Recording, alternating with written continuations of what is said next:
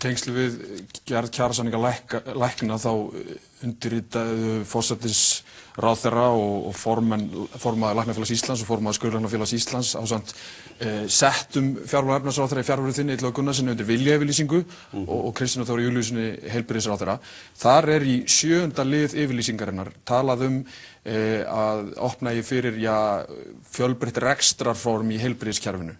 Það nú þannig að fjórðungur heilbrigðiskerfisins rekinn af einkaaðilum, heilsugæslustöðvar eru teknar með, eru áform uppi það að auka vægi einkarekstrar í heilbrigðiskerfinu, eins og sumir hafa áhyggjur af eftir að þessi yfirlýsing var gefin út? Við erum með tiltölulega lágt hlutfall einkarekstrar á Íslandi þegar borið saman við Svíþjóð. Við erum í heilsugæslunni með allt annað fyrirkomulag heldur en á við til dæmis í Danmörku.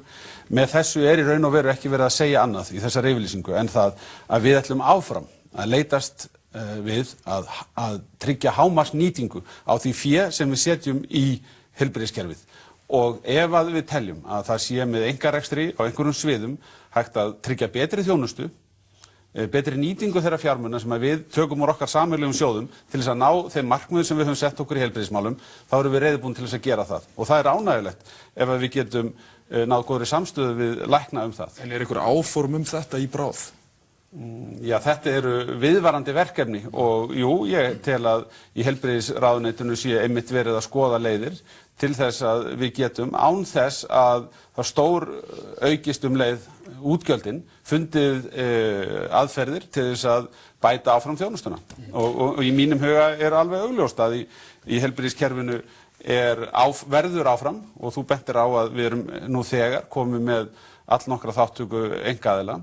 Það verður áfram þörf fyrir slíkt og við getum notið góðs af því. Heilbrigðisþjónusta verður brotakenndari og skilar minni árangri þegar einkarekstur breiðist út í félagslegu heilbrigðiskerfi eins og hér á landi.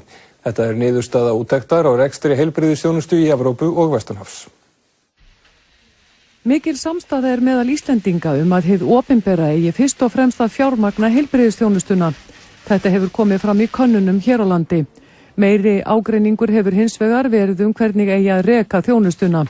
Íslenska heilbrigðiskerfið hefur á undanförnum árum færst frá því að vera félagslegt heilbrigðiskerfi í opinberum rekstri í kerfi sem einkavætt að hluta. Rúnar Vilhjálmsson, prófessor, fór yfir fjölmargar rannsóknir sem gerðar hafa verið í Bandaríkjunum og Evrópu árangur ólíks reksturs heilbrigðisþjónustu. Niðurstöðurnar sýna að þegar mat lagt á aðgengi að þjónustu þá koma félagsleg kerfi eins og hér hefur verið best út. Blönduð kerfi eins og eru í Vestur-Evrópu næst best en lakast aðgengi að þjónustunni í kerfum sem í einkarekstri.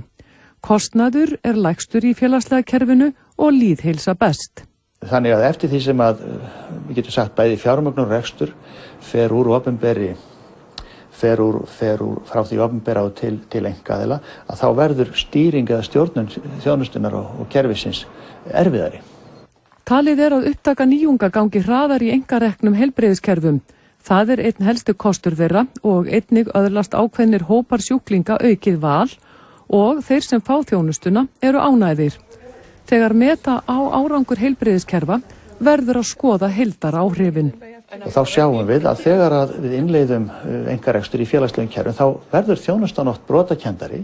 Hún fer á margra hendur og þetta ofta aðilar sem í ófullnægjandi samskiptum á milli sín og jafnvel í samkeppni skjólstæðinga þjónustunnar.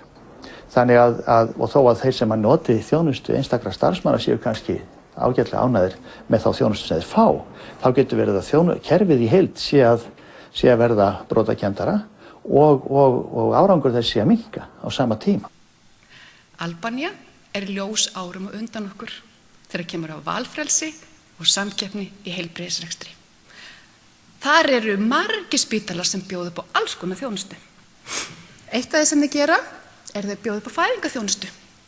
Maður getur valið hefðbundapakkan, silfurpakkan, gullpakkan og ýmislegt annað.